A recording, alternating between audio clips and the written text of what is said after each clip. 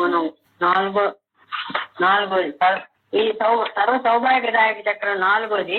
ఈ 14 త్రికోణాలు ఉండే దాని దగ్గర మనం చెప్పుకుంటున్నాం అనమాట. ఇప్పుడు రాసుకుంటాం హెడ్డింగ్ అయితే, హెడ్డింగ్ రాసుకుంటాం.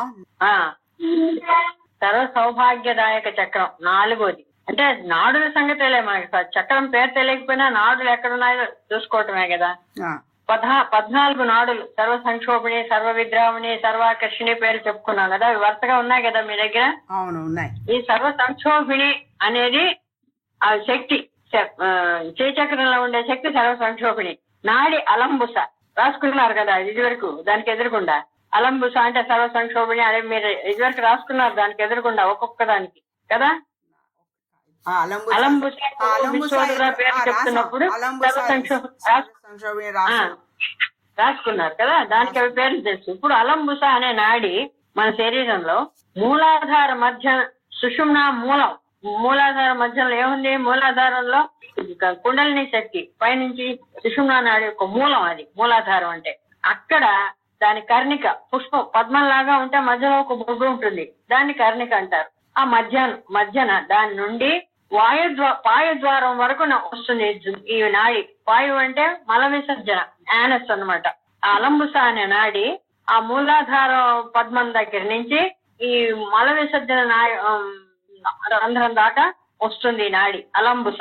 అక్కడ బయలుదేరి అది రాసుకోండి. ఎందుకంటే ఎక్కడి ఇవి ఏం పని చేస్తాయి అవి వాటి వల్లే మనకి జ్ఞానం అని చెప్తున్నాడు కదా. నాడులు పనిచేస్తే దాన్ని బట్టే మనకి అన్నిటికీ ఈ శక్తులన్నిటికీ వచ్చేది ఆ మూలాధారం నుంచే, ఇది సుషుమ్న నుంచే, ఒక్కటి నుంచే అని అర్థం కావడానికి అనమాట. ఒక్క చోటు నుంచే అన్ని వస్తాయి.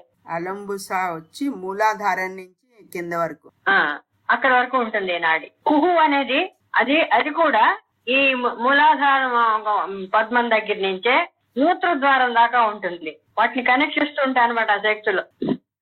ఈ తర్వాత విశ్వోదర అనే నాడి, విశ్వోదర కుహు నాడికి లెఫ్ట్ సైడ్ నుంచి బయలుదేరి అక్కడే ఆ మూలాధారం నుంచే ఆ కుహు అనే నాడు ఎక్కడ బయలుదేరిందో దానికి ఎడమ పక్క నుంచి ఇవి మధ్యలో బయలుదేరాయి. మూలాధారం అలంబుస కుహు అనేవి మధ్య కర్ణికలోంచి బయలుదేరితే అక్కడి నుంచే ఈ కుహు అనే దానికి లెఫ్ట్ సైడ్ నుంచి ఇవి విశ్వోదర బయలుదేరి జఠరం అంటే కడుపు, స్టామక్ దాకా వస్తుంది. ఎడమ పక్క బయలుదేరుతోంది కదా. కుహుకి లెఫ్ట్ సైడ్ బయలుదేరి స్టామక్ దాకా వస్తుంది. జఠరం అంటే పొట్ట, ఎక్కడైతే మనం అన్నం జీర్ణం చేసుకుంటామో అదనమాట, జీర్ణకోశం. తర్వాత వారణ అనే నాడి ఈ కుహు నాడికి కుడి పక్క నుంచి, ఇది ముందుది ఎడం పక్క నుంచి వచ్చింది విశ్వోదర. ఈ వారణ అనేది దానికి రైట్ సైడ్ బయలుదేరి అది కూడా కుడి పక్క పొట్ట దగ్గర బయలుదేరి ఇవి రెండు పక్కల నుంచి జఠరానికి కనెక్ట్ అవుతాయి అన్నమాట. విశ్వోదర లెఫ్ట్ నుంచి పట్టుకుంటూ వచ్చి కలుస్తుంది. ఈ వారణ అనేది రైట్ సైడ్ నుంచి వచ్చి కలుస్తుంది పొట్టకి. తర్వాత హస్తిజిహ్వ అనే నాడి ఆ మూలాధార పద్మం నుంచే లెఫ్ట్, ఇది థంబ్ ఉంటుంది కదా, బొటన వేలు, ఆ ఎడమ పాదం యొక్క బొటన వేలు దాకా వస్తుంది. అది కాలి బొటన వేలు కదా. ఎడమ కాలు బొటన వేలు అంటే రెండింటికి వేరు నాడులు ఉన్నాయి. బిగ్ టో అన్నమాట, లెఫ్ట్ బిగ్ టో. ఈ హస్తజిహ్వ ఎడమ పాద బొటన వేలు, అంగుష్టం అంటారు. మూలాధారం నుంచి లెఫ్ట్ బిగ్ టో వరకు బొటన. అంగుష్టం అంటే బొటన వేలే, మిగతా వేళ్లకు పాదానికి సంబంధం కాదు, బొటన వేలు దాకా వస్తుంది. కాలిదైతే ఆ బొటన వేలు కదా, కాలి బొటన వేలు కదా ఇది. ఎడమ కాలి బొటన వేలు, బిగ్ టో అంటారు. థమ్ అంటే మనం చేతికి రాసేసుకుంటాం. టౌ అంటారు, చేతిది అయితే తమ్ అంటారు. కరెక్ట్.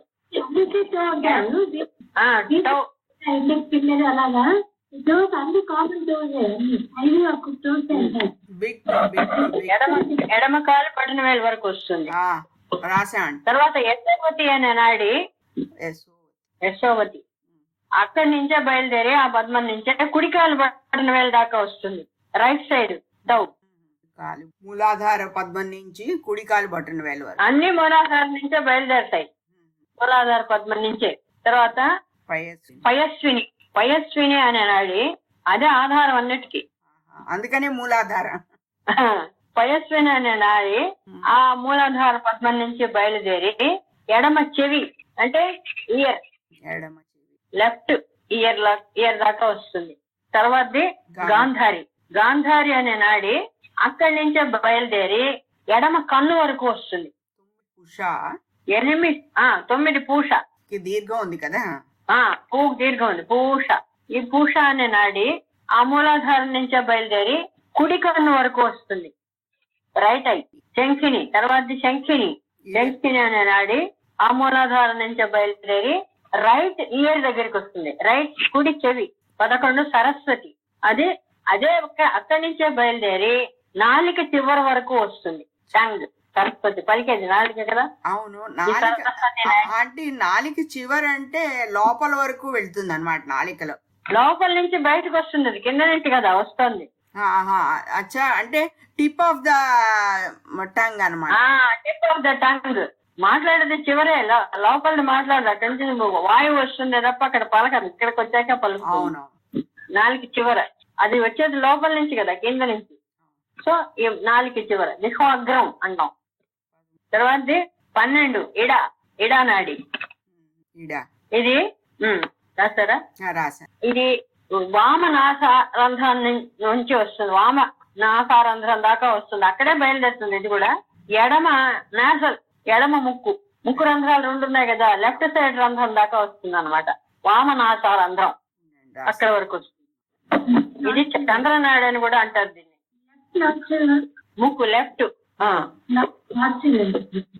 ముక్కు నాసారంధ్రం అంటే నాసల్. నాస్ట్రిల్. అదే నాసల్ అంటే నాస్ట్రిల్. లెఫ్ట్ నోస్ రంధ్రం. వామ అంటే లెఫ్ట్ సైడ్ ముక్కు రంధ్రం దాకా వస్తుంది. పింగళ. తర్వాత 13. అది రైట్ సైడ్ నాసారంధ్రం. దక్షిణ అంటే కుడి పక్క ముక్కు రంధ్రం దాకా వస్తుంది.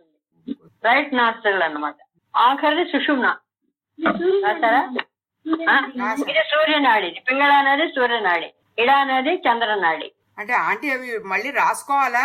సూర్య చంద్రనాడిలు ఏమిటో అవి అక్కర్లే అని చెప్తారు. దానికి పేరు అలా చెప్పినప్పుడు ఇదని మనకి అర్థమైతే చాలు. రాసేదేం లేదు అక్కడ. ఇవి ఈ నాడులు ఇక్కడి నుంచి బయలుదేరి ఈ భాగాలకు వస్తూ పనిచేస్తున్నాయి. అన్ని అక్కడి నుంచే. ఇప్పుడు సుషుమ్న కూడా ఈ మూలాధారం నుంచి బ్రహ్మరంధ్రం దాకా మొత్తం సుషుమ్న నాడి ఉంది. మూలాధారం నుంచి బ్రహ్మరంధ్రం దాకా ఉంది. అక్కడ చేరి బ్రహ్మరంధ్రం నుంచి మళ్ళీ తిరిగి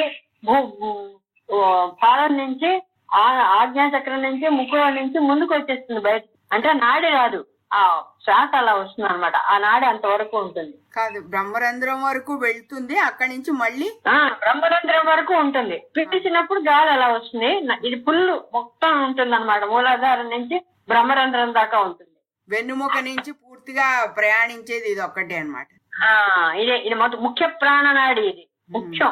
ఎనాటమీ అంతా చెప్పేశారు.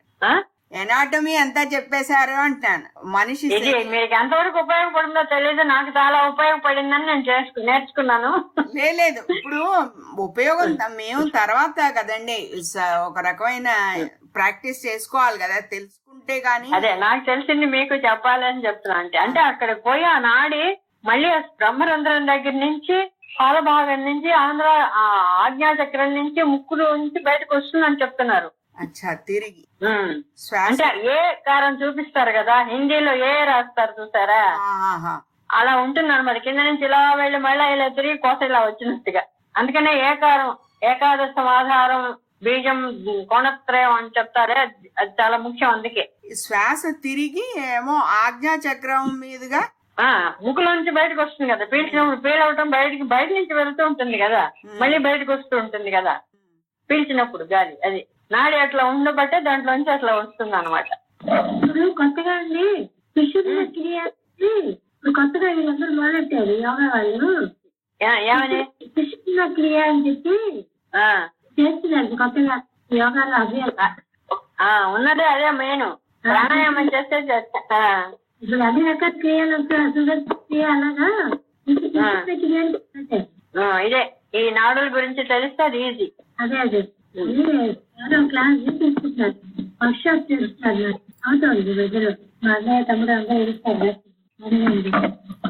రాసామంటే బ్రహ్మరంధ్రం నుంచి వచ్చే ముఖ్య ప్రాణనాడి శ్వాస ఏమో తిరిగి ఆజ్ఞాచక్రం మీదుగా ముక్కులోంచి బయటికి గాలి లోపలి కూడా ఉంటుంది. ఉండబట్టి ఆ నాడి ద్వారానే వస్తుంది అన్నమాట. ముక్కు చివరి వచ్చి ఆజ్ఞాచక్రం నుంచి ముక్కులో వస్తుంది. ముక్కులో ఉన్నాయి కదా నాడులు.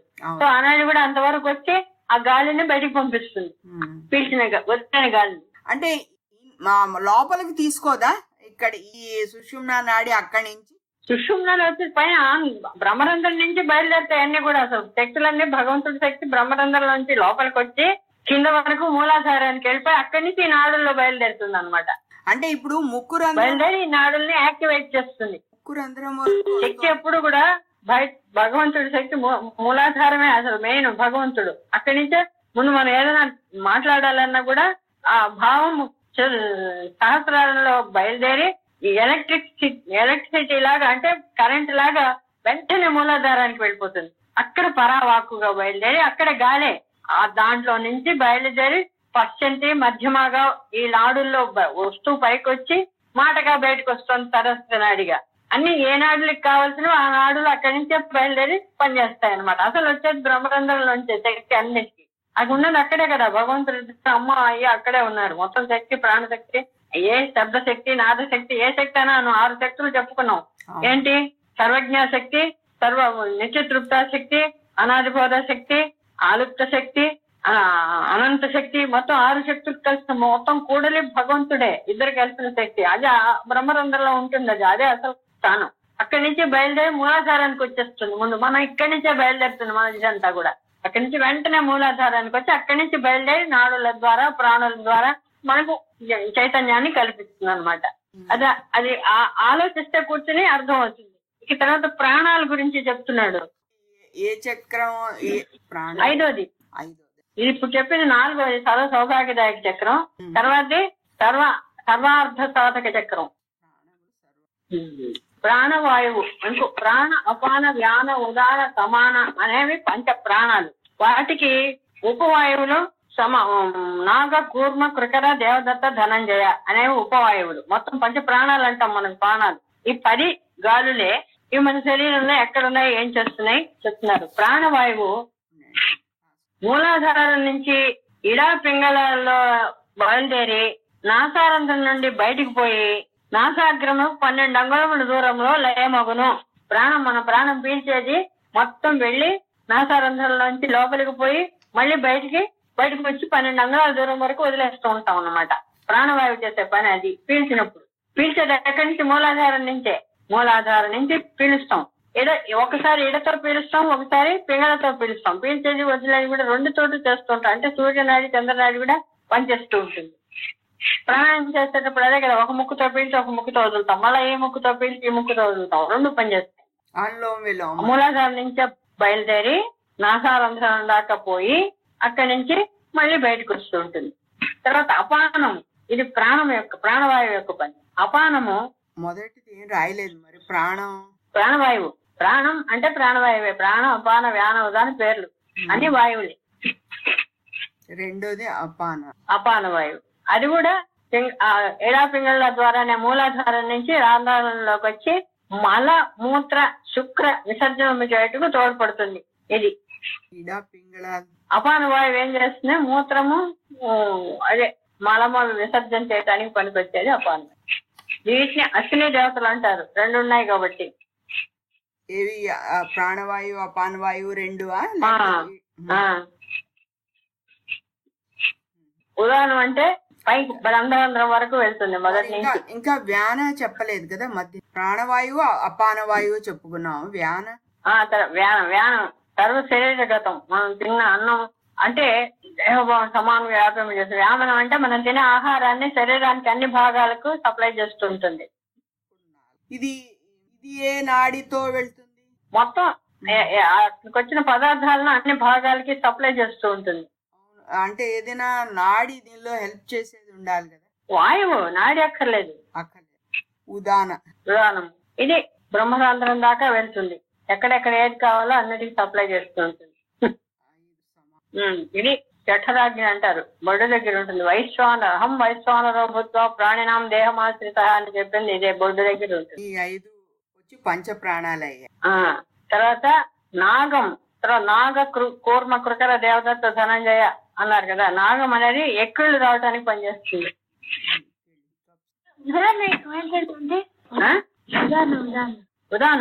ఉదానం అనేది మూలాధారం నుంచి పై వరకు బ్రహ్మరంధ్రం వరకు వ్యాపించి ఉంటుంది. అది ఎప్పుడు ఏది కావాలో చేస్తూ ఉంటుంది. గాలిని అన్నిటిని తీసుకెళ్ళాను అనమాట. ఒక వాహనం లాగా పనిచేస్తుంది. ఏది ఎక్కడికి తీసుకెళ్లాలన్నా పైకి పోయే పని కూడా దాని ద్వారా వెళ్ళాలి. అదనమాట. ఉత్ ఆనం, ఉత్ ఆనం అంటే పైకి వెళ్ళేది అని అర్థం. కింద భాగాలకు ఆ గాలితోటే వెళ్తాయి. పైకి వెళ్లే వాటికి దీని సహాయం కావాలి. నాగం అనేది వెక్కులు వచ్చేదానికి పనిచేస్తుంది. వెక్కులు రావాలంటే ఈ వాయువు వల్లే వస్తాయి.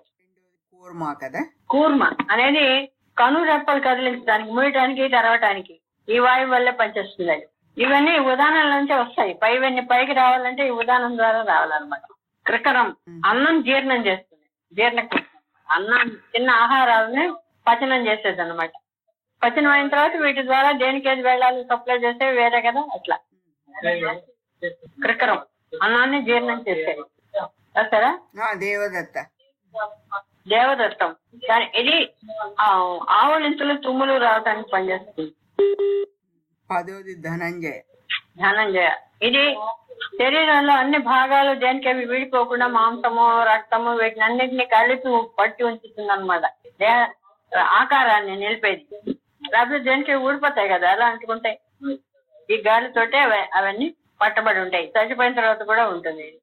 మాంసము, చర్మం అన్నిటినీ దేహ సౌలభ్యం అంటే మొత్తం స్థౌల్యం అంటే నిలబడి ఉండడం అనమాట. అన్ని కలిసి ఒకటిగా ఆకారం నిలబడుతుంది అనమాట. అన్నిటినీ కలిపి అయిపోయిందండి ధనంజయ. ఈ 10 వాయువులు. తర్వాత ఆ వాయువులు ఒక 5 కలిసి ఒక విధంగా, ఒక 5 కలిసి ఒక విధంగా పనిచేస్తాయి. ఏంటి? మొదటివి ప్రాణాపాన వ్యాన ఉదాన సమాన నాగకు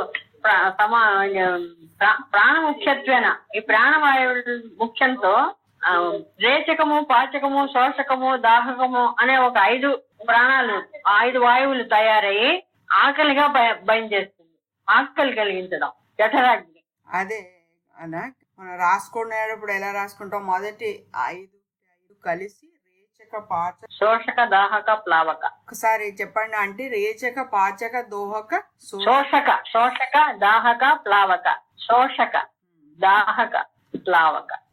ఇది జఠరాగ్ని ఆకలి చేసేది. తర్వాత క్షారక, ఉద్గారక, చోడక, క్షోభకో, జృంభకో, మోహక అనే 5 నాగ దగ్గర నుంచి బయలుదేరిన 5 ఇవి ఏం చేస్తాయంటే ఈ చిన్న అన్నాన్ని భక్ష్యాలు, భోగ్యాలు, చోస్యాలు, లేహ్యాలు అనే విధమైన రకరకాల వాటిని జీర్ణం చేస్తాయి. అంటే కొరికి తినేవి, నవిలి తినేవి, జుర్రుకుని తినేవి, నాక్కుని పత్తడిలాగా నాకుని తినేవి ఇవన్నమాట. ఇవి భక్ష్యములు అంటే కొరికి తినేవి, భోజ్యములు అంటే నవిలి తినేవి, చోస్యములు అంటే ఇప్పుడు పులుసు అవి ఇలా జురుకు తినేవి, లేహ్యాలంటే పచ్చళ్ళు అవి నాలుగుకి రాసుకుని తినేవి, తర్వాత తాగేవి పానీయాలు. వీటన్నిటిని పచనంటే జీర్ణం చేస్తాయి. దాహక, ప్లావక, జృంభక, మోహక, క్షారక, ఉద్ధారక, క్షారక, ఉద్గారక, క్షోభక, జృంభక, మోహక ఈ పేర్లతో బయలుదేరి వాటిని 5 పదార్థాలని ఆ విధంగా పచనం చేస్తాయి. అర్థమైందా? అంటే ఇప్పుడు క్షోభక అంటే ఒక్కొక్క దానికి అర్థం చెప్పండి. క్షోభక అంటే అర్థాలు లేవు. అర్థాలు మనం అలా చెప్పడానికి లేదు. వాళ్ళ పేర్లు చెప్పారు మనకి. నిజంగా ఏం చేస్తాయో వాళ్ళు చెప్పలే, విడిగా వాళ్ళ పేర్లు చెప్పారు. ఇవి జీర్ణం చేస్తాయని చెప్పారు. ఎందుకంటే ప్రాణాపాన వ్యాన ఉదాన సమాన 5 తోటి మొదట చెప్పినవి. తర్వాత ఇప్పుడు క్షారక చెప్పినవేమో నాగ, కూర్మ, కురికల, దేవదత్త, ధనంజయ అనేది వాటి యొక్క కాంబినేషన్ తో రెండోది. 2 సెట్లు. అవును, కానీ ఇప్పుడు వాటికి ఏదో చెప్పారు కదా మీరు, ఇది లిక్విడ్, అర్థాలు నేను చెప్పలేను. ఎందుకంటే వాళ్ళు చెప్పలేదు ఫలానా దానికి ఫలానా ప్రత్యేకమైన అర్థం చెప్పలే. ఈ 5 విధమైన ఆహారాన్ని జీర్ణం చేస్తాయని చెప్పారు. దేనికి ఏదనేది మనం ఊహకు అందదు. అది ఎందుకు చెప్పారు? నేను అడిగేది ఏంటంటే ఏది సాలిడ్, ఏది లిక్విడ్, ఏది లేహం అని ఏదో చెప్పారు కదా. అట్లా చెప్పలేము. అది నేను చెప్పలేను. ఎందుకంటే శాస్త్రంలో చెప్పలేదు అలా. 5 ఏ విధంగా అన్నారు. ఏది చేస్తుందో మనకు తెలియదు. ఎందుకంటే పేరు బట్టి మనం చెప్పలేము. సంస్కృత భాషకి అర్థం మనం చెప్పలేము అలా. కాదా అంటే తను అడిగేది భక్ష్య, భోజ, చోష, లేహ్య అన్నారు కదా. అది భక్ష్యం అంటేనేమో ఆహారం, కొరికి తినేవి. అది తను అడుగుతోంది. గారెలు తింటాం అంటే కొరికి తింటాం కదా. భక్ష్యములు అంటే అవన్నమాట. అలాంటివి గారెలు, జంతికలు ఇలా ఒకసారి కొరికితే గానీ నవ్వలేం. భక్ష్యములు అంటే ఇప్పుడు అన్నం కలుపుకొని అది కొరకక్కర్లేదు, నోట్లో పెట్టుకుని నవ్విలేయచ్చు. భోజ్యం అంటే మామూలుగా సాధారణంగా మింగేసేది. తర్వాత చోష్యం అంటే పులుసులు, ద్రవ పదార్థాలు కలుపుకునే మజ్జిగనం జురుకొని తినేవి. చోష్యం అంటే లిక్విడ్స్ అన్నమాట, లిక్విడ్ గా కలుపుకొని తినేవి. లేఖ్యములు అంటే పచ్చళ్ళు. అదే అడిగాను, లిక్విడ్స్. భక్ష్య, భోజ్య, చోష్య, లేహ్య. పేయాత్మకులు అంటే తాగేవి, జ్యూసులు, ఏమైనా ఫ్రూట్ జ్యూసులు అవి తాగాలంటే. పేయములు అంటే వాటర్ అన్నమాట, తాగేవి. పేయములు అంటే తాగేవి. భావనోపనిషత్తులో 19వ దాంట్లో ఉంటుంది చూడు, పక్కన పెట్టుకో. అది కూడా ఉంది కానీ ఏది దేంతో అవ్వాలన్నది చూస్తున్నాను మేడం. అది నాకు చెప్పలేదు, నేను నేర్చుకోలేదు, నాకు తెలియదు. కాదు ఇంత చాలు. భక్ష్యం అంటే కొరికేదని, భోజ్యం అంటే మింగేదని అవి తెలియదు కదా. ఏదో చదివటం వేరు, అర్థంతో చదువుకోవటం వేరు. రాసామండి. జఠరాగ్ని రేచక పాచన ఇక్కడే ఉంది. మన గురువు గారు ఇచ్చిందంటే ప్రేమ మొదలైన రకాల ఆహారాన్ని జీర్ణం చేస్తుంది. ఈ 10 రకాల అగ్ని కళలు సర్వజ్ఞ, సర్వశక్తి నిన్న రాస్తున్నారు కదా. సర్వజ్ఞ, సర్వశక్తి, సర్వైశ్వర్య ప్రధాని, సర్వజ్ఞానమై ఆ 10 అన్నమాట. సో ఈ రెండే ముఖ్యంగా వివరంగా చెప్పారు. మిగతావి చలి, వేడి చెప్పిన శీతోష్ణ సుఖ దుఃఖ ఇచ్చా సహజస్తమ వసన్యాది శక్తి వస్తావ చెప్పుకున్నా కదా నిన్న. వసిని సప్తమావరణలో నిన్న చెప్పుకున్నాం కదా. వసిని కామేశ్వరి అనేది వేడి, చలి, చలి, వేడి, దుఃఖము, సత్వరజస్తమ గుణాలు 3 కలిసి 8 ఉన్నది. సర్వరోగార చక్రం. సర్వరోగ చెప్పండి. 9.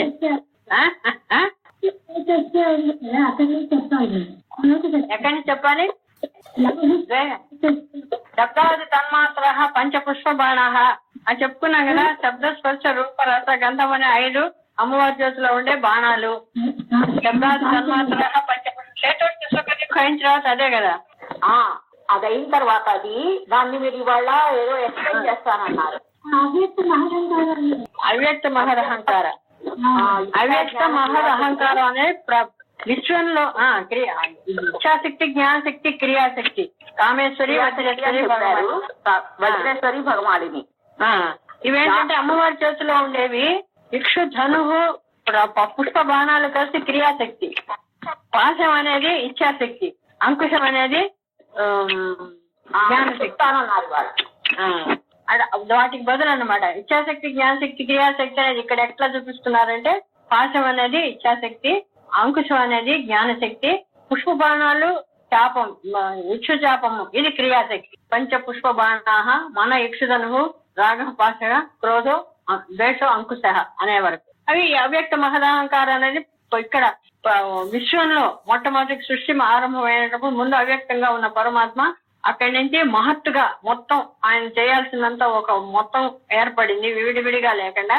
తర్వాత ఆయన దాంట్లో నుంచి విడివిడిగా తీసుకుని అహంకారం, నేను చాలుగా బయలుదేరుతాను అనే నేను బయలుదేరింది అహంకారం అనేది. దాంట్లో నుంచే ఆకాశము, వాయువు, అగ్ని ఇవన్నీ సృష్టి ఆరంభమైంది. అవ్యక్త మహద్ అహంకారములు అనేవి ఆ ముందుగా అన్నమాట. సృష్టికి రావటానికి ముందు పరమాత్మ. ఇచ్ఛాశక్తి, జ్ఞానశక్తి అది చెప్పలేదు. ఇచ్ఛాశక్తి అనేది రాగం, అది ఇదేంటి పాశం. పాశం అనేది ఇచ్ఛాశక్తి, అంకుశం అనేది జ్ఞానశక్తి. వాటి బదులు ఆయుధాలు పెట్టారు అన్నమాట. పుష్ప బాణాలు, చెరువులు 2 కలిసి క్రియాశక్తి. 2 కలిసి క్రియాశక్తి.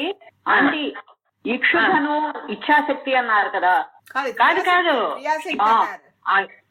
పాశము ఇచ్ఛాశక్తి, అంకుశము జ్ఞానశక్తి, పుష్ప బాణాలు, ఇక్షు కోదండం 2 కలిసి క్రియాశక్తి. ఓకే. ఈ నిరుపాధిక కామేశ్వర అనేది ఏం చెప్పారు మీరు ఇప్పుడు? దేని అవ్యక్త మహదహంకారా కామేశ్వరి, వజ్రేశ్వరి, భగమాలిన్యం అంతఃగా దేవతా అనేది రాసుకున్నారు కదా. అవ్యక్త మహదహంకారం అంటే విశ్వం ఎలా వచ్చింది అనే దానికి చెప్పారు. తర్వాత మనలో కూడా మనోబుద్ధి అహంకారములకు చెప్పారు. అవ్యక్త మహదహంకారములు అనేవి మనో బుద్ధి అహంకారములు. మనస్సు, బుద్ధి, అహంకారం అనే ఈ మూడిటి కూడా కామేశ్వరి వజ్రేశ్వరి భగవాన్ నీకు బదులుగా చెప్తారు. మనస్సు, బుద్ధి, చిత్తం అన్నారేమో. చిత్తం అన్నా అహంకారం అన్నా ఒకటి. చిత్తం అనేదే మనిషి వాడే. అహంకారం నేను అనేది అహంకం. అహం అంటే నేను అనేది. అహంకారం అంటే గర్వం అని కాదు. ఇక్కడ అహం అంటే నేను అనేది చిత్తం. చిత్తం అదే కదా వాడే. నీ చిత్తం ఏమిటి అంటే నువ్వేమిటి అని. చిత్తం అన్నా అహంకారం అన్నా ఒకటే. మనస్సు అనేది ఇచ్ఛాశక్తి, అన్ని కావాలని కోరుకుంటూ ఉంటుంది. బుద్ధి అనేది జ్ఞానశక్తి, ఇది చెయ్యి ఇది వద్దు నిశ్చయించేది జ్ఞానశక్తి బుద్ధి. చిత్తం ఏమిటి? అది అమలు జరిపేవాడు జీవుడు. చిత్తం అంటే వాడే. అహంకారం అదనమాట. ఆ మూడు చెప్తారు. మనోబుద్ధి అహంకారం. క్లియర్ గా ఉంది కదా? డౌటా? అవునంటీ. నిరుపాధిక సమిదేవ కామేశ్వర అనేది అది దేని తర్వాత వస్తుందని చెప్పారు. అది దేని తర్వాత? దీనికి ముందు ఇవి అవ్యక్త మహదహంకార తర్వాతనే నిరుపాధిక సంవిధావ కామేశ్వర వస్తుంది. ఉపాధి అంటే ఇప్పుడు అవన్నీ కూడా మనం శరీరంతో చూస్తున్నాం. ఇవన్నీ జరుగుతున్నది మనం చేస్తున్నాం అనుకుంటున్నాం. ఎవరైనా కూడా నేను చేస్తున్నాను, నేను చూస్తున్నాను, ఈ క్రియలన్నీ కూడా ఈ శరీరమే చేస్తుందని కదా భావం. మీరు పంచభూతాలు ముందో పంచభూతాలు అని ఏదో చెప్పారు. ఏం చెప్పాను నాకు గుర్తు రాలేదే. లోపల ఉన్న చైతన్యమే అది ఆత్మరూపం. అదే ఉపాధి అంటే పై శరీరం. ఇప్పుడు ఇవన్నీ చెప్పిన కార్యక్రమాలన్నీ కూడా ఈ తినటం, జీర్ణం చేసుకోవటం, తర్వాత చూడటం, ఈ మొత్తం ఈ నాడులు, ప్రాణులు, ఈ ఇంద్రియాలు, ఈ పనిచేసేవన్నీ కూడా మనం శరీరంతో చేస్తున్నాం కదా. అందరూ మనం అంటే అది ఇవన్నీ కూడా శరీరమే చేస్తుంది. నేను అంటే ఈ శరీరం అనుకుంటున్నాము. ఈ శరీరమే ఇవన్నీ చేస్తుంది అనుకుంటున్నారు అందరూ. ఏమంటే మామూలు వాళ్ళు అనుకునేది ఇదే. కాకపోతే చెప్పేది ఏంటంటే ఆంటీ స్పీకర్ ఆన్ చేయండి ఆంటీ. లేదా ఇప్పుడు అలా ఈ శరీరం జడం. ఎందుకంటే లాస్ట్ లో చూస్తున్నాం కదా, శరీరం పడి ఉంటుంది, ఏం చేయలేదు, అది అన్నీ ఉంటాయి దాంట్లో. అంటే చేస్తున్నది ఏంటి? ఈ లోపల ఉన్న ఆ చైతన్యం, పరమాత్మ ఆత్మ అనేది ఏదైతే ఉందో లోపల, ఆ శక్తి, ఆ చైతన్యం అంటారు దాన్ని. అది వీటన్నిటి ద్వారా ఈ విధంగా పనిచేస్తుంది. గాలుల ద్వారా, నాడుల్లోంచి శక్తి ద్వారా చేయించడంతా సంగతి అంటే చైతన్యం, పరమాత్మ యొక్క చైతన్యం మనలో ఆత్మగా ఉంటే ఇవన్నీ చేయిస్తుంది. కానీ ఈ శరీరం కాదు చేయటం అనేది అర్థం. మీరు ఉపాధి లేకుండా ఆలోచిస్తే ఇది జరుగుతున్నదంతా దానివల్ల అనేది అర్థం చేసుకుంటే అదే కామేశ్వరుడు అంటే ఆయన నేను చాలాగా అవుతాను అని సృష్టి ఆరంభించేవాడు. ఎప్పుడైతే ఆయనకు సృష్టి చేయాలనే కోరిక కలిగిందో కామేశ్వరుడు అయ్యాడు ఈశ్వరుడు. ఇచ్చ కలిగింది కాబట్టి కామేశ్వరుడు అయ్యాడు. నిరుపాధిక సంవిత్ అంటే చైతన్యం, ఆ ఆత్మ. అదే అసలు కామేశ్వరుడు అనేది ఆ నీలో ఉన్న ఆత్మస్వరూపమైన పరమేశ్వరుడే. దానివల్లనే ఆ శక్తి వల్లనే ఇవన్నీ జరుగుతున్నాయి. కానీ శరీరం కాదు చేయటం అనేది అర్థం చేసుకోవాలి. అది మీరు ఉపాధిక సంవిత్ సంవిత్ అంటే ఆ చైతన్యమే కామేశ్వరుడు, ఆ స్వామికి అమ్మవారికి తేడా లేదు. ఆ చైతన్యం వల్ల ఇవన్నీ కూడా అనుభవిస్తూ శరీరంతో ఆనందిస్తున్నారు. కాబట్టి అదే అమ్మవారు. ఆత్మయ పరదేవత లలిత. కామేశ్వరుడు అన్న లలిత అన్న ఆ చైతన్యమే ఒకటే. వాళ్ళిద్దరికి తేడా లేదు. ఉన్నది భగవంతుడు ఒక్కడు, ఆయన శక్తి అంతే. ఉండేది అదే మొత్తం. దానివల్లనే మొత్తం విశ్వం కార్యక్రమాలన్నీ జరుగుతున్నాయి. మనుషుల్లో, పశువుల్లో, పక్షుల్లో, చెట్లల్లో, కొండల్లో, అన్నిట్లో కూడా ఈ చైతన్యమే ఈ విధంగా పనిచేస్తుంది. జరుగుతున్నది దానివల్ల. ఉపాధులు కాదు. ఇప్పుడు పెట్టు అంటే ఆ పెట్ట రూపం కాదు. జంతు ఆవు ఉంటే ఆవు రూపం కాదు. శరీరాలు, మనుషులు రూపాలు కాదు. ఈ లోపల ఉన్న ఈ చైతన్యమే వీటన్నిటితోటి ఇవన్నీ చేయిస్తుంది అని అర్థం చేసుకోవాలి. అదనమాట నిరుపాధిక సంవిత్ అదే అంటే అది ఒకటే. కామేశ్వర ఆ సదా ఆనందపూర్ణ. ఆ చైతన్యంతో ఇవన్నీ వీటి ద్వారా ఆనందిస్తున్నాం. మనం అన్ని సుఖాలు అన్ని అనుభవిస్తున్నాం. అది అమ్మవారు. ఆయనకి ఆవిడికి తేడా లేదు. లోపల నా చైతన్యమే అమ్మవారు అన్నా, కామేశ్వరుడు అన్నా, శివుడన్నా, ఆత్మ అన్నా, నేను అనేది అది. అసలుకు ఈ నేను అంటున్నది అది నువ్వు, శరీరం కాదు. నిరుపాధిక సంవిత్ కామేశ్వర సదా ఆనందపూర్ణ. నువ్వు అనుభవించే దాని ద్వారా ఆనందిస్తున్నదే అదే ఆ లలితాదేవి. విడిగా పెట్టుకున్న విగ్రహం కాదు. లోపల నీ చైతన్యమే అంటే నువ్వే. అదే నువ్వు. నేనంటున్నది నీ శరీరం కాదు. అహమిత్యేవ విభావాన్ని అంటే అదనమాట. అహం అనేది నేను అంటున్నది అదే. అదే నువ్వే కదా నాలో ఉన్న ఆత్మవి, చైతన్యాన్ని. అదే అనే భావం అన్నమాట. అర్థమైందా? అర్థమైందండి. అది అర్థం చేసుకోవాల్సి ఉంటుంది. మొత్తం భావన కోసం చెప్పాను. ఏ చెప్పినా ఉపనిషత్తులు వేదం ఏది చెప్పినా ఇదే చెప్తుంది. అదే అర్థం చేసుకోవాలి. ఆయన ఏం చెప్పారు? బ్రహ్మ సత్యం జగన్మిథ్య, జీవో బ్రహ్మైవ నాపర, జీవుడే బ్రహ్మము వేరే ఏం కాదు అని చెప్పారు సారాంశం శంకరాచార్యులు గారు. మొత్తం బ్రహ్మ జ్ఞానం, శ్రీ విద్య, ఏ విద్య అన్నా కూడా మొత్తం ఇది తెలుసుకునే అనుభవంలోకి వస్తే మళ్ళీ పుట్టడు వీడు. లేకపోతే ఇది శరీరమే నేను అనుకుంటున్నంత కాలం వీడు పుట్టుతూ చేస్తున్న కర్మలకు ఫలితాలు అనుభవిస్తూ ఇలా ఉంటూనే ఉంటుంది. ఏ జన్మ వస్తుందో చెప్పలేదు. నేను చేసే కార్యక్రమాల గురించి మనుషులుగానే పుట్టారని లేదు. ఆ కార్యక్రమాలు అది చచ్చిపోయేటప్పుడు ఏ జ్ఞాపకం వస్తుందో ఆ జన్మ వస్తుందట. ఇవన్నీ చేసినా కూడా చచ్చిపోయేటప్పుడు ఆ కష్టాల గురించో, భయాన్ని గురించో, ఆస్తి పసుల గురించో వస్తే వెన్నెముక ఫ్లాట్ గా ఉండే జీవితమే వస్తుందట. మనుషులుగా పుట్టారట. అది కూడా చెప్పారు. అది ఎందుకో చెప్పలేదు. శాస్త్రం చెప్పేది ఏంటంటే ఆ చనిపోయేటప్పుడు ఏ భయం గాని, భయం మృత్యువు కోసం భయపడ్డా, లేదు అయ్యో ఆస్తులు ఇవన్నీ లేదు, బంధువులు ప్రేమలు ఇలాంటివి భగవంతుడు తప్ప ఈ విషయాలు ఏ జ్ఞాపకం వచ్చినా మళ్ళీ జన్మ మాత్రం మనిషి జన్మ రాదు. వెన్నెముక అడ్డంగా ఉండేవి. పశువులు పక్షులు వీటన్నిటికి మనుషులకు ఒక్కరికే వెన్నెముక నిటారుగా ఉంటుంది. కాబట్టి ఆ వెన్నెముక అడ్డంగా ఉండే జన్మలే వస్తాయట ఏ జ్ఞాపకం వచ్చినా. ఆ చనిపోయేటప్పుడు భగవంతుడి జ్ఞాపకాలు రావాలంటే నిరంతరం దాని గురించి ధ్యానం ఉంటేనే కానీ అది జ్ఞాపకం రాదు. కాబట్టి రోజు దేవుడిని తలుచుకో, ఏ పని చేస్తావు అప్పుడు ఆ టైంలో కూడా అది వస్తుంది. కాబట్టి మళ్ళీ ఆ దానికి తగిన మనిషి జన్మ వస్తుంది. కర్మల గురించి మంచిగా చెడుగా వస్తుంది. అసలు మనిషి జన్మ రావాలంటేనే ఇది అన్నమాట కారణం. అర్థమైందా నేను చెప్పిన మాట? అందుకు నిరంతరం చేసుకోమంటారు. అది అసలు అప్పుడు ఏది జ్ఞాపకం వస్తుందో అసలు కీలకం మాట అది. అది అందరూ చెప్పట్లేదు. అప్పుడు ఏది జ్ఞాపకం వస్తుందో దాన్ని బట్టి జన్మ వస్తుంది అనమాట. వాళ్ళు వాళ్ళెవరు నారాయణ వాళ్ళు చెప్తారు.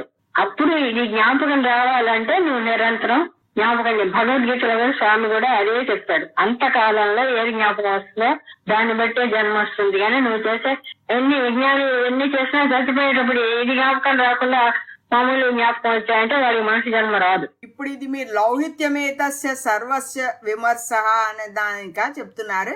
లౌహిత్యమేతస్య సర్వస్య విమర్శ అంటే అదే ఇదంతా అన్ని చోట్ల ఇవే కనిపిస్తున్నాయి. వీటి యొక్క ప్రకరణే.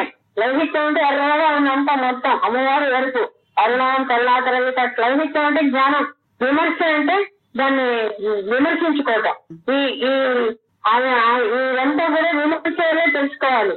మొత్తం ఎర్రగా ఉంది అంటే అర్థం ఏంటి? అమ్మవారు ఎరుపు, అరుణ, ఆమె దాని వలన ఆ శక్తి వలన ఇదంతా కూడా జరుగుతుందని విమర్శించుకోవాలి. అనన్య చిత్తత్వానికి సిద్ధి. ఈ చిత్తం వేరే విషయాల గురించి ఆలోచించకుండా దీని గురించే అనన్య చిత్తం. అనన్యం అంటే ఇంకోటి కాకుండా దీని అందే ఉండాలన్నమాట. అప్పుడే సిద్ధి కలుగుతుంది. సిద్ధి అంటే మొత్తం అర్థం, జ్ఞానం పూర్తి అర్థం కలగడం సిద్ధి. సిద్ధి అంటే దాని కంప్లీట్ రిజల్ట్ రావడం సిద్ధి అంటే. ఇవన్నీ కూడా భావనగా చేయాలి, భావిస్తూ రావాలి నిరంతరం. ఆ ఉపచారాలన్నీ కూడా ఏదో తాగటం, పూలు వేయటం, ఇవి ఉపచారాల వల్ల ఏమి జరగదు.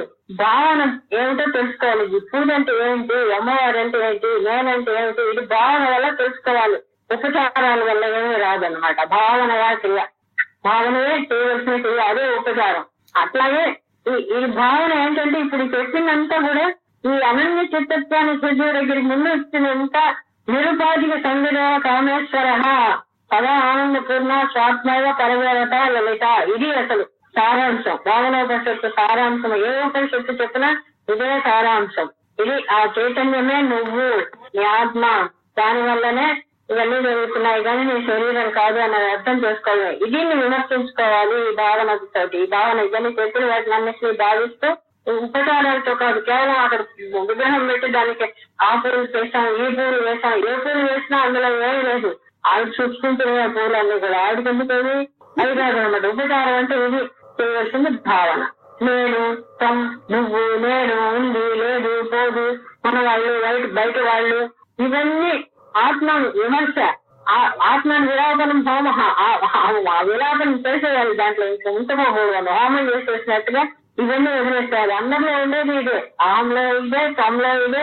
ఉండడం, లేకపోవడం, కర్తవ్యాలు చేయవలసినవి, అక్కర్లేనివి, ఇవన్నీ కేవలం ఈ ప్రపంచం యొక్క నడకకి ఉపయోగపడేవే కానీ ఇవి మోక్షానికి భగవత్ జ్ఞానానికి సరిపోతుంది, అక్కర్లేదన్నమాట. అవన్నీ హోమం చేసేసేయాలి, విలాపనం వదిలేసేయాలి. భావన విషానం అభేద భావన తర్పణం. ఇవేంటో ఏం చెప్పారో నాకే అర్థం కాలేదు. భావన విషయానం, ఈ భావనలో అయితే ఈ విషయాలన్నీ కూడా ఈ అమ్మవారి వైపు తీసుకెళ్ళాలి. అదే అప్పుడు తర్పణం అంటే ఆవిడ తృప్తి కలిగేది ఏంటంటే ఈ విషయాలన్నీ కూడా భావనలోకి తెచ్చుకుని ఓహో ఇది భేదభావాలు లేకుండా ఒకటిగా చేస్తే తర్పణం అంటే తృప్తి పడుతుంది అమ్మవారిని. ఈ జ్ఞానం ఏం చెప్పారు, మన జ్ఞానం మనకి సమర్పించడమే తృప్తి అన్నారు. సమర్పించడం అంటే ఏంటంటే ప్రాక్టీస్ చేయటం. అమ్మవారికి ఏదైనా సమర్పించటం మనలో ఉండే ఇది అంటే ఆత్మ సమర్పణ అంటే ఆవిడ చెప్పిన ఆత్మ గుణాలని మనం ఆచరించటం, అదే తర్పణం అంటే అర్పించటం అంటే. అప్పుడే ఆవిడకి తెలుస్తుంది అంతటా ఉంది ఆవిడ. మనం చెప్పినవి ఈ జ్ఞానాన్ని ఆచరిస్తేనే ఆవిడ కర్పించినట్టు అవుతుంది అన్నమాట. అది తర్పణం అంటే తృప్తి పరచటం. అంటే ఇది అంటే అహం త్వమస్తి నాస్తి కర్తవ్యం అకర్తవ్యం 32. అదే కర్తవ్యం. నేను నువ్వు ఉంది లేదు, చేశాము చేయలేదు, అవన్నీ వాటిని తగ్గించుకోవాలి, లేకుండా చేసుకోవాలి. ఆత్మలో అవన్నీ లేకుండా చేసుకుంటే ఆత్మ చైతన్య శక్తి వల్లే శరీరం పనిచేస్తోంది, మనం కాదు. శరీరం ఆనందమే లలిత, ఆ వాళ్లే పార్వతీ పరమేశ్వరులు, పరమాత్మ అంటే కరెక్ట్ అని చెప్పింది. కరెక్ట్, మనం బాగా అర్థం చేసుకున్నాం. అదే విషయం, ఇది ఎప్పుడు నిరంతరం ధ్యానంలో ఉండాలి. మర్చిపోలేదు, అనన్య చిత్తత్వాన్ని కరెక్ట్ నువ్వు చెప్పిన పాయింట్. అది భావనలోనే మనం పువ్వులు వేసాము వేయలేదు అని లేకుండా భావనే మనం ఈ ఉపచారాలన్నీ అమ్మవారికి చేసేవి భావిస్తూ చెయ్యాలి. అది భావనే ఉపచారం ఆవిడికి, ఈ భావన అదే ఉపచారం. జ్ఞానమే ఆవిడికి చూపిస్తుంది. మనం జ్ఞానం సంపాదించుకోవాలని మొత్తం ఈ విద్య ఏర్పరిచింది ఆవిడ. సో మనం జ్ఞానం సంపాదించుకుని అది ప్రకటించుతాం అంటే ప్రాక్టీస్ చేయటం అనమాట. చేస్తే ఆవిడకి తృప్తి. తర్పణం అంటే ఆవిడ తృప్తి పరచడం. అదే ఆవిడ ఆనందపరిచేది. ఆవిడ చెప్పింది కదా దీనివల్ల నాకు చాలా ఆనందం అని సోజ అనమాట. ఇది ఈ విధంగా ఇవి కాలాన్ని పరిశోధిస్తూ ఉండాలి. కాలం వల్ల కాలంతో ఇవన్నీ జరుగుతున్నాయి, పరిణామాలన్నీ కూడా. లేకపోతే ఎప్పుడు ఒకేలా ఉండదు కదా కాలం వల్ల. అందుకని కాలాన్ని స్థితి రూపంలో చంద్రకళలను చూస్తూ ఈ విధంగా మార్పు వస్తూ ఉంటుంది ప్రపంచంలో. ఇవన్నీ జరుగుతూ ఉంటాయి. ఇవన్నీ కూడా ఆ చైతన్యంతో ఆవిడ యొక్క తల మీద ఉండే కళ సాదా కళ, దాంట్లో నుంచి ఈ కళలన్నీ వస్తున్నాయి పోతున్నాయి. అంటే ప్రపంచం సృష్టి జరుగుతుంది, కొనాలు ఉంటుంది, మరి పోతుంది, ఇవన్నీ కూడా కదా.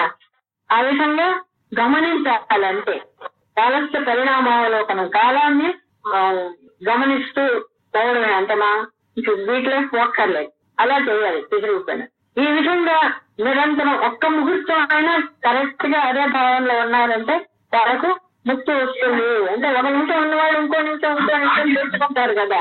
అది ముహూర్తం 3 ముహూర్తాలు, 3 క్షణాలు, 2 క్షణాలు, కనీసం ఒక్క క్షణమైనా కనీసం ఇది కరెక్ట్ గా భావనలను నిలుపుకుంటే మిగతా ఏ ఆలోచనలు లేకుండా అది అలవాటైపోతుంది. వాళ్ళు జీవన్ముక్తులు అవుతారు. ఆ విధమైన వాళ్ళు జీవన్ముక్తో భవతి అంటే జన్మ మళ్ళీ పుట్టవలసిన అవసరం లేని వాళ్ళని జీవన్ముక్తులు అంటారు. మళ్ళీ పుట్టవలసిన అవసరం లేకుండా పోవాలంటే ఇది పూర్తిగా అనుభవంలోకి రావాలి. ఈ భావన నిరంతరం ఉండాలి. ఇప్పుడు ఉంటే అప్పుడు కూడా మనకు వస్తుంది అనమాట ఆఖరిలో. అందుకే భావన ఉపనిషత్తు. మరి నాకు అర్థమైంది, మీకు చెప్పాను. మరి మీరు ఎంత అర్థమైనా నేనేం చెప్పానో మీరు ఆలోచించుకోండి. అవుటి బాగా అర్థమైంది, కానీ మళ్ళీ తిరిగి మేము అంత మొత్తం మీరు చెప్పినంత బాగా చెప్పలేకపోవచ్చు, కానీ బాగా అర్థమైంది. నువ్వు మా పాయింట్ చక్కగానే చెప్పావు, వాళ్ళు చెప్పలేకపోలేదేమి. నువ్వు చెప్పింది కరెక్టే. ఇది భావనలో నిరంతరం పెట్టుకోవాలి. అది అంటే అక్షరాలకి అర్థాలు కాదు మనకి ఇక్కడ. అక్షరాలు చెప్పేటప్పుడు కొన్ని కథలు చెప్తారు, అది కాదు, సారాంశం మాత్రం తీసుకోవాలి.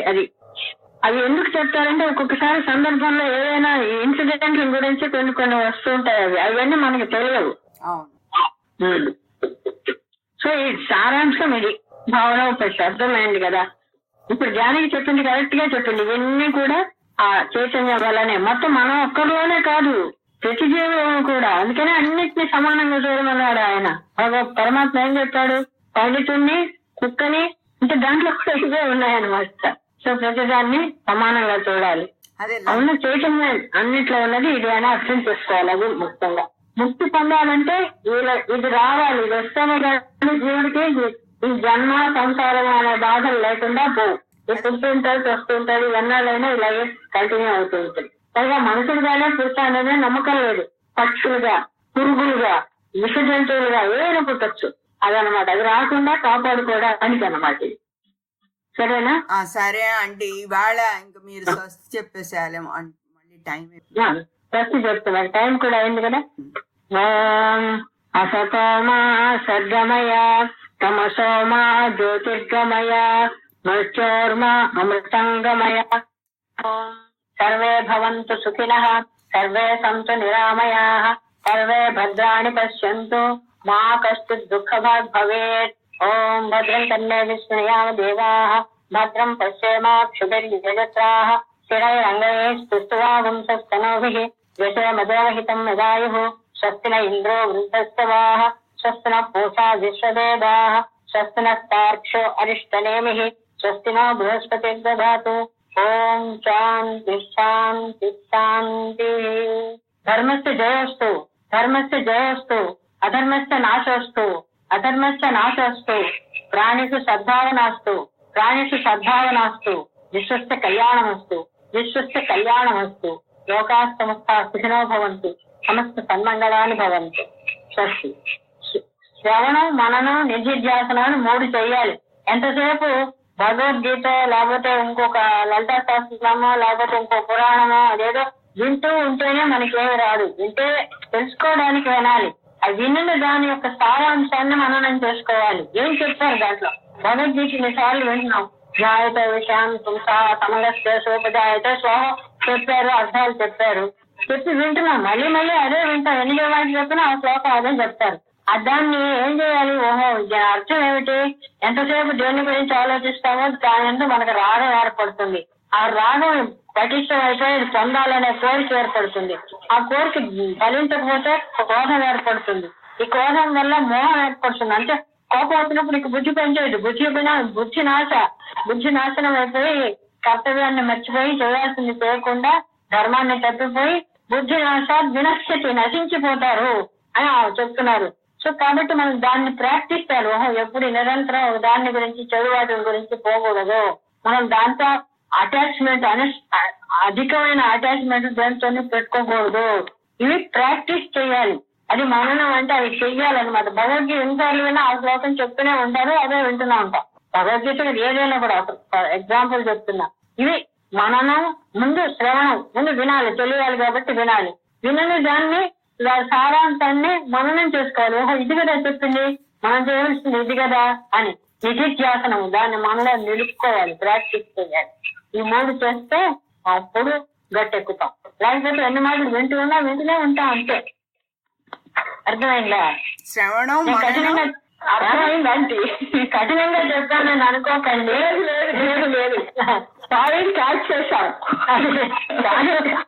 అసలు పాయింట్ అదే అసలు అది వస్తుంది. అది చేయడానికి ప్రయత్నించాలి. అందరూ అన్ని చేయలేము. మనం ప్రయత్నించాలి. మనం ప్రయత్నిస్తే కొంతైనా ఉత్తేజానికి ఇంకొంచెం అది ఆరంభించిన తర్వాత పోదన్నాడు ఆయన. అది ప్రాక్టీస్ మొదలెట్టిన తర్వాత సరిపోతే ఏంటంటే అది పోదయ్యా, మళ్ళీ జన్మలో అది కంటిన్యూ అవుతుంది వాసన అని చెప్పాడు భగవద్గీతలో. కాబట్టి భగవద్గీత విన్నందుకు ఏంటంటే మనం అది అర్థం చేసుకుని దాన్ని ప్రాక్టీస్ చేయాలన్నమాట. మన అనుభవంలోకి మనం ప్రయత్నించాలి. భగవంతు నమ్మకం, అమ్మ నేను చేయాలనుకుంటున్నాను, చేయలేకపోతున్నాను, నీ దయ నువ్వే నన్ను చేయించు నాతోటి అని మనం ప్రార్థిస్తూ, అదనమాట ప్రార్థన అంటే పూజ అంటే ఇంకేం లేదు. ఇది ఆమె యొక్క హెల్ప్ తీసుకోవడం. మనం చేయలేని దానికి అంతటా నిండున్న పరమేశ్వరి ఆవిడ హెల్ప్ చేస్తుంది కోరితే. అదనమాట 3 శ్రవణం, మననం, నిధిధ్యాసనం ఉంటేనే ఏదైనా సిద్ధి. ఉంటే జీవితానికి ఉంటూనే ఉంటాం. ఆఖరిది ఏమిటన్నారు ఆంటీ? శ్రవణం, మననం, నిధిధ్యాసనం అంటే అది వినగానే మనం నిలుపుకోవాలి. నిధిధ్యాస, ఆ ధ్యాసనే నిలుపుకోవాలి మనలో. మనం ప్రాక్టీస్ చేయాలి. అది 3 చెప్పారు. అంటే ఉపనిషత్తులన్నీ వినమన్నారు. అది శ్రవణం స్వస్థానం, బ్రహ్మసూత్రాలు వాటిని అన్నిటి మననం చేసుకోవడానికి ఆధారం. ఇది నుంచి ఓహో ఇది కదా చెప్పింది అని మననం చేసుకోవడానికి బ్రహ్మసూత్రాలు మనఃప్రస్థానం. భగవద్గీత నిధిధ్యాసన ప్రస్థానం అని చెప్పాడు. అందులో చెప్పింది ప్రాక్టీస్ చేయాలన్నమాట. అందుకని అంత కఠినంగా చెప్పాడు ఆయన. ఇలా చేయండి. అది ఆచరణలోకి పెట్టాలన్నమాట. మామూలు కళ ఆచరణలో తెచ్చుకుంటేనే సిద్ధి. ఇప్పుడు ఒక మందు దొంగ చేస్తుంది, మందు చెప్పారు, తెచ్చుకున్నాం, పెట్టుకున్నాము, దాన్ని చూస్తూ దాని గురించి వర్ణించుకుంటూ ఉంటే పోదు, అది కావాలి. అది తాగితేనే మనకి పనిచేస్తుంది. మందుని గురించి ఆలోచిస్తున్నా దానికి నమస్కారం చేస్తూ పూలు వేస్తుంటే తగ్గదు కదా. అవును అవును, అది అలా అన్నమాట. అది మనం అందరం కలుసుకున్నాం కాబట్టి ఇది అందరం డిస్కస్ చేసుకోవాలన్నమాట. అంటే మనం అందరం ఒకటే కాబట్టి ఒకరికి తెలిసింది ఒకరు చెప్పుకొని అర్థం చేసుకుని అందరం కలిసి ప్రాక్టీస్ చేయాలి. ఇది అసలు విషయం.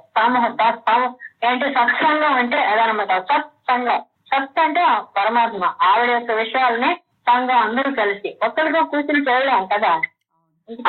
సత్సంగం అంటే ఇది. ఈ విషయాన్ని విమర్శ గురించి ఒకళ్ళు ఉంటే విమర్శ రాదు కదా. అదే విమర్శించుకోవడానికి అవ్వదు కదా. అదే అందువల్ల సత్సంగం అన్నారు. సత్సంగం చాలా మంచిది. ఎందుకంటే సంసారం అనే విషానికి అమృత ఫలములైన ఫలములు రెండన్నాడు.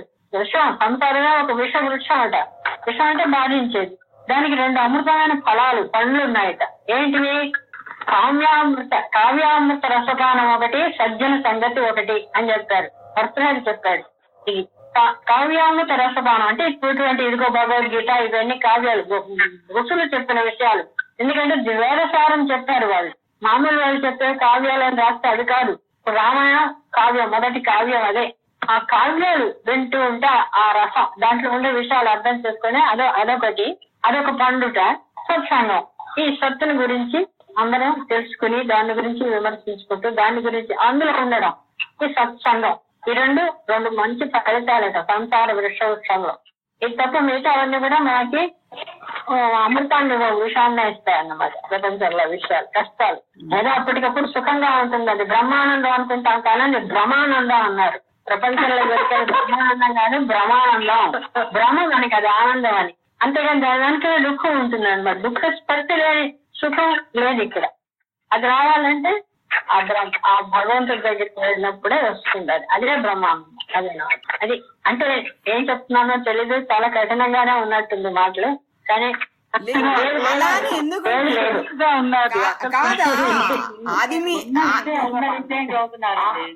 అలా కాదు, మీరు అలా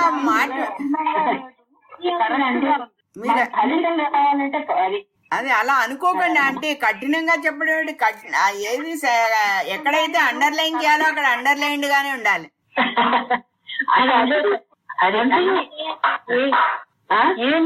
ఎంఫసిస్ చేయాలి ఏదన్నా, లేకపోతే తెలియదు కదా.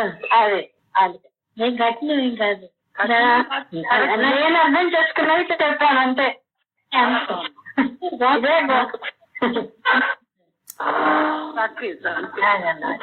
ఎంత ఆచరించగలుగుతామో ట్రై చేస్తాం తప్పకుండా. అది అందరం చేయాలి, మనం అందరం చేయాల్సింది అదే.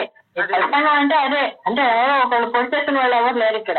అవును, అది మీరు మాతో పోల్చుకోకండి. మేము అలా లేదు, అందరం ఒకటే, అందరం మనుషులమే, అందరం చేస్తుంది. అందువల్ల అందరం కలిసి చేద్దాం. ఎందుకంటే విభేదం రాకూడదు, అందరూ ఒకటిగా ఉండాలి. కలిసి ఉంటే కలదు సుఖం. ఒకరోజు భేదాభిప్రాయం రాకుండా 20 ఏళ్ళు మేము పారాయణ మండలి చేశామంటే గురువు గారు మెచ్చుకున్నారు. విశాలాక్షి గారు వీళ్ళందరూ తెలుసు, విజయలక్ష్మి గారు. ఎప్పటి నుంచి 90 నుంచి మేము అలా పారాయణ చేశాం అనమాట. ఎప్పుడు ఒకళ్ళ అభిప్రాయంతో ఒకళ్ళు భేదం రాకుండా మనందరం ఒకటి, మనం చేయాల్సింది ఇది అనే భావంతో ఐకమత్యం చాలా బలం. ఏదైనా చేయగలుగుతాం. అదనమాట. ఇప్పుడు ఆంటీ 8 నెలలు బట్టి మేము అందరం ఇది నిరాటంకంగా చేసేస్తున్నాం. అదే చెయ్యాలి. అదే 8 నెలలు కాదు, చెప్పాను కదా, మేము 90 నుంచి మొదలు పెట్టి ఎంతవరకు అలాగే ఉన్నాం. విజయలక్ష్మి గారు, విజయలక్ష్మి గారు, దుర్గా, సుభాషిణి. ఆ సుభాషిణి స్టార్ట్ చేసింది అసలు ఈ పారాయణ మండలి అనేది స్థాపించింది సుభాషిణి. చేసి కవితాలక్ష్మి అని వాళ్ళ ముగ్గురు స్థాపించారు.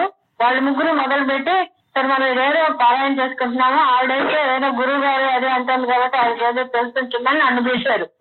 నేను చేయడం దగ్గర నుంచి పూజ అని ఏదో అవన్నీ మొదలు పెట్టి బాగుందని అలా ఒక్కొక్క తర్వాత విజయలక్ష్మి గారు అప్పుడు లేరు, బాంబేలో ఉండేవారు. ఆవిడ వచ్చారు. చేసి సుభాషిని, కవితాలక్ష్మి వీళ్ళు ముగ్గురు స్థాపించింది. ఆ తర్వాత 20 మంది అయ్యాం. దుర్గా వీళ్ళందరూ తర్వాత చేరారు. విజయదశమి వాళ్ళు తర్వాత వచ్చారు. దుర్గా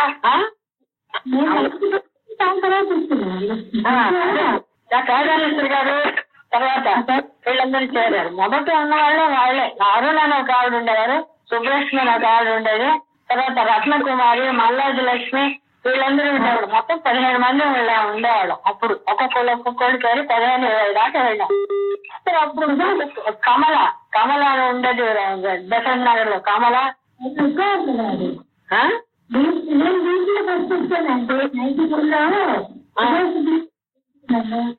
సుభాష్ కంటే ముందు వస్తాం, ముందు సాధించిందే వాళ్ళు.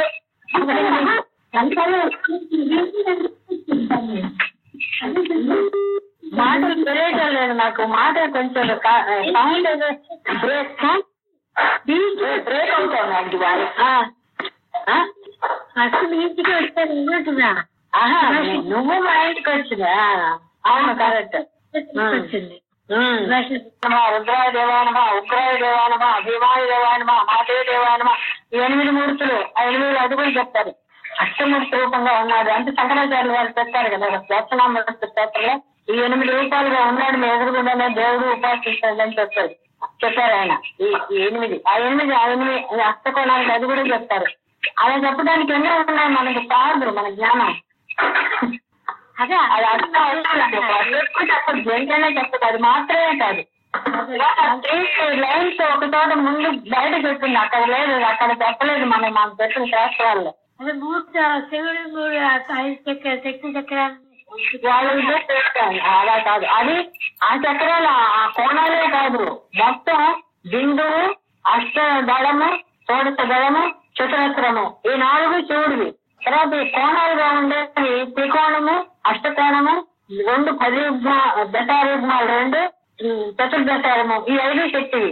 అట్లా కూడా ఉంది ఒక పాఠం, 2 రకాలు. దాన్ని ఇంకా వివరిస్తూ పోతుంటే దానికి ప్రపంచం అంతా ఉంది అందులో.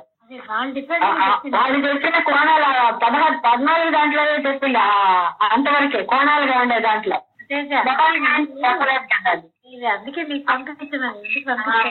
పదాలుగా ఉండే మొత్తం మనకి బిందువు, అష్టదళము, షోడశ దళము, చతురస్రము, ఈ 4 శివతత్వం. కోణాలుగా ఉండేదాన్ని అమ్మవారి తత్వం, త్రిగా. సో అదన్నమాట. కిందకుండా కోణాలు అందులో కూడా ఆ కోణాల్లో ఉండే దాంట్లో కూడా కిందకి చూస్తూ ఉండేది అమ్మవారిని, పైకి చూస్తూ ఉండేది అయ్యవారిది. సో అది 4, ఇది 5 అట్లా. అది కూడాను అది మాత్రమే చెప్తుంది. అది లేదు అదే 3 డైమెన్షనల్ చూపించింది. 3 డైమెన్షనల్ కూడా అంటే దాన్ని ఫోటో తీయకూడదు, అమ్మవారు కదా అది, అందుకని నేను చూపించలేదు ఫోటో. ట్యూబ్ లో ఉంటుంది అనుకుంటా, చూడొచ్చు. అయినా ఉంటుందండి, అస్తమాన దేవాలయాలు చూపిస్తూ ఉంటారు కదా వీళ్ళు టీవీలో.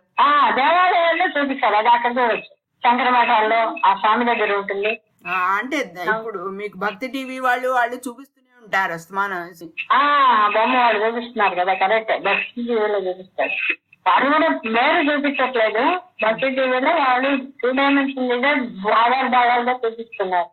ఇప్పుడు మన చంద్రమౌళీశ్వర పూజ అవుతున్నప్పుడు జగద్గురుది వాళ్ళు చేసేది అదే మేరు వాళ్ళు చేసేది మేరు ప్రస్తావన. పూజ చేసేది ఉంటే మేరు ప్రస్తావనకే చేస్తారు, దీక్ష చేసుకున్న వాళ్ళందరూ. అనవసరంగా మాట్లాడుతున్నానేమో. జై శ్రీరామ్. జై శ్రీరామ్. శ్రీ గురుభ్యో నమః. స్వస్తి.